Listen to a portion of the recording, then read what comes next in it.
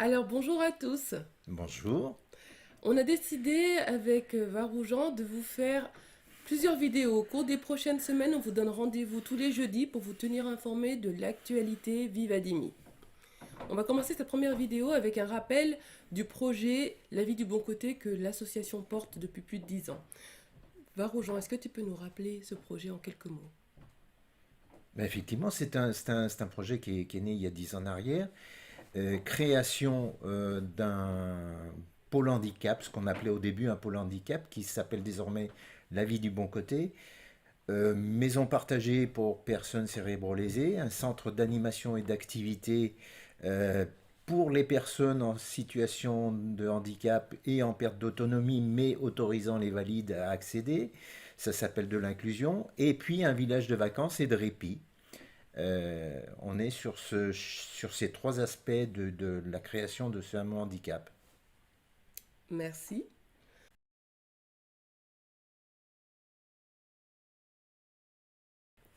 Alors, je vais commencer cette vidéo en répondant à quelques questions que j'ai reçues, parce que vous pouvez me contacter par message sur Facebook ou via le formulaire de contact du site vivadimi.org. Donc, une petite mention à Joris qui m'a écrit souvent par messagerie, qui me demandait hier s'il suffisait de mettre juste un coup de pelle si tout était prêt. La vision du hameau handicap est prête. Le permis de construire est obtenu. Bien sûr. Maintenant, nous devons mettre en place plusieurs actions administratives et financières pour consolider financièrement le projet. C'est un projet innovant, un projet qui coûte plus de près de 2 millions d'euros, j'ai envie de dire, Oui, plus de 2 millions d'euros. et qui est financé par des financements bancaires, des subventions publiques et des donations.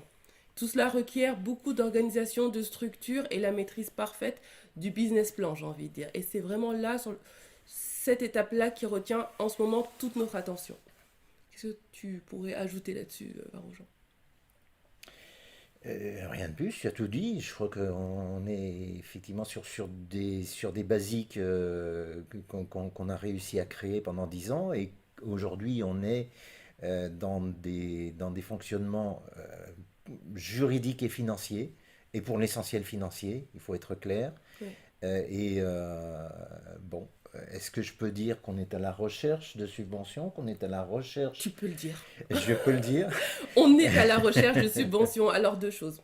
On est à la recherche de donations, on est à la recherche de subventions. On a la chance d'être en contact avec des gens de la région Rhône-Alpes. Un petit coucou au service de Monsieur Vauquier, à Madame Abadi, notre députée, et Mhm. bien d'autres qui participent et soutiennent ce projet. À ce stade, on est en train de structurer administrativement le dossier. Ça requiert beaucoup d'énergie. Par contre, en ce qui concerne la construction, le permis de construire, les plans, tout est prêt. Bien sûr. Donc voilà où nous en sommes aujourd'hui. Cette partie-là ne va pas prendre trop de temps. Il va nous falloir encore quelques semaines pour finir de consolider toute cette partie administrative. Et Dieu sait que elle est lourde en France. D'accord, on On va est pas bien se mentir. d'accord. Donc, cependant, on est bien aidé. On a l'assistance d'avocats, d'experts comptables qui nous accompagnent dans cet itinéraire parfois tumultueux. Donc, on est en train de finaliser ça. Ça va nous prendre quelques semaines. Puis ensuite, on pourra vous parler vraiment construction, bâti et aborder des choses comme l'aménagement et d'autres éléments. Oui, tout ce qui tourne autour de la facilitation de vie des personnes en situation de handicap et l'inclusion sociétale. Bon, on est sur ce schéma-là. On a un rêve, c'est qu'effectivement on puisse je vais le dire comme ça, excuse-moi, mais Oui, qu'on puisse admettre les valides dans un site qui est aménagé spécialement pour les personnes en perte d'autonomie. Voilà, c'est un des rêves de Vivadimi de mettre en place cette société inclusive telle que l'explicite aussi Charles Gardou. Je l'expliquerai après. C'est un grand homme, un grand professeur d'université Lyon 2, un, un personnage de grande envergure qui m'a illuminé il y a quelques années en arrière. D'accord, on va revenir sur cette illumination du coup dans quelques moments, mais voilà, pour synthétiser, l'infrastructure, on sait comment la bâtir. Pour arriver au moment de la construction, il va nous falloir passer par une étape administrative et financière. C'est actuellement là que se focalise notre énergie. On est d'accord là-dessus? Voilà, et pour ça, on va avoir besoin de votre aide. On a besoin d'aide, de soutien, puisqu'il nous faut constituer un premier, atteindre, je dirais, un premier jalon d'environ 20 000 € de donation ou de subvention. Et pour cela, on va faire appel à vous. Parce que sans cette étape importante qui est l'administratif et le dossier financier, aller à la construction ne sera pas possible. C'est la raison pour laquelle cette première vidéo est consacrée à cette partie-là, cette partie administrative et financière. On vous promet qu'on ne vous en parlera plus après. On pourra s'attacher au projet, on pourra s'attacher aux inspirations, à l'intention de Vivadimi. Mais pour l'instant, on est focalisé là-dessus. On est d'accord. On est d'accord. Merci, Safi. Merci à vous.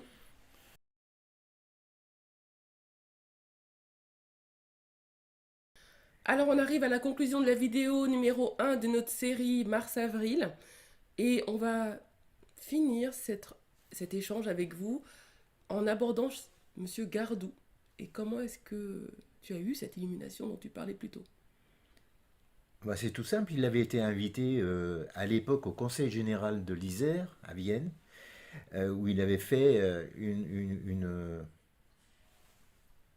un échange. Il avait fait un échange avec une foultitude de personnes qui étaient là à Vienne. Et